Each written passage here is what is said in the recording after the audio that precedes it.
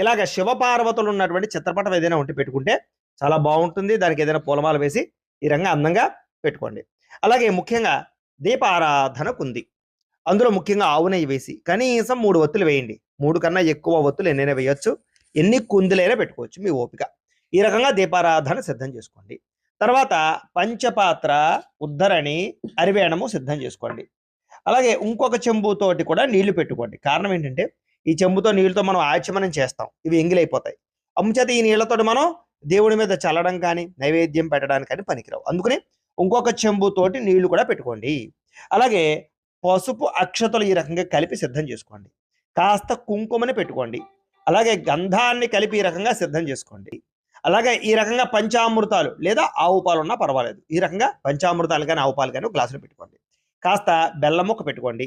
ముఖ్యంగా పసుపు వినాయకుడిని ఈ రకంగా తయారు చేసి ఆకులు పెట్టి సిద్ధం చేసుకోండి.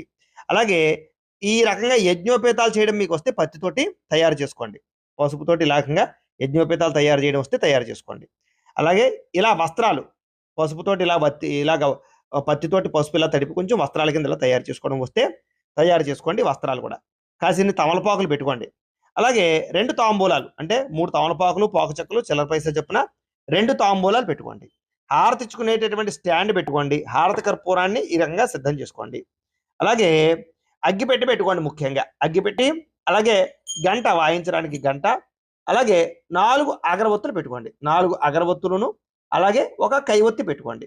ఈ కైవత్తి ఎందుకంటే మనం ఏం చేస్తామంటే అగ్గిపెట్టెతో దీపారాధన చేయకూడదు కాబట్టి ముందుగా ఈ కైవత్తిని వెలిగించి దీనితోటి మనం దీపారాధన చేస్తామన్నమాట. అందుకనే ఇలాంటి కైవత్తిని ఒకటి పెట్టుకోండి. అంటే ఏమీ లేదు, అగరవత్తికి పత్తి చుట్టి నేతిలో కానీ నూనెలో కానీ తడపడం, అంతే, అంతకన్నా ఏం కాదు.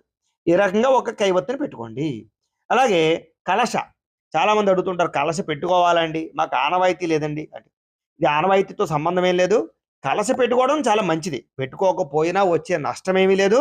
కలశ పెట్టుకోవడం వల్ల ఇంకా మంచిది తప్ప ఇబ్బంది ఏమీ లేదు. అంచేత అవకాశం ఉంటే కలశ పెట్టుకోండి. ఓ చెంబు, ఓ మామిడి కొమ్మ, కొబ్బరికాయ, జాకెట్ మొక్క, గాజులు ఇలా పెట్టుకుంటే మంచిది. అంచేత ఆనవాయితీ ఉంటేనే పెట్టుకోవాలని కూడా ఏమీ లేదు కాబట్టి మీరు అవకాశాన్ని బట్టి పెట్టుకుంటేనే మంచిది. పెట్టుకోకపోయినా ఇబ్బంది అయితే లేదు. అలాగే విఘ్నేశ్వర పూజకి పళ్ళెంతోటి బియ్యాన్ని పెట్టుకోండి. అలాగే తోరాలు చాలా ముఖ్యం.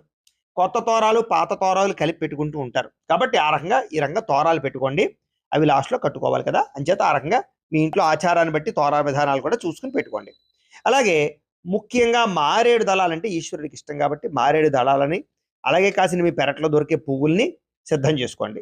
అలాగే నైవేద్యానికి అరటిపళ్ళు, ముఖ్యంగా కొబ్బరికాయ కొట్టేటటువంటి గూఠము, కొబ్బరి నీళ్ళు పట్టుకోవడానికి ఇలాంటి గిన్నె. అలాగే నైవేద్యాలకి పిండి వంటలు చాలా మంది వండుతూ ఉంటారు. మీ ఇష్టం, మీ ఇంట్లో ఆచారాన్ని బట్టి ఎన్ని రకాల పిండి వంటలు వండినా స్వామివారికి ఇష్టమే కాబట్టి చక్కగా అన్ని రకాల పిండి వంటలు వండుకుని మీ విధానాన్ని బట్టి ఆ పిండి వంటలు కూడా ఇక్కడ పెట్టుకోండి. ఇవన్నీ మీరు సిద్ధం చేసుకున్నట్లయితే పూజ మధ్యలో లేవక్కలేకుండా పూజ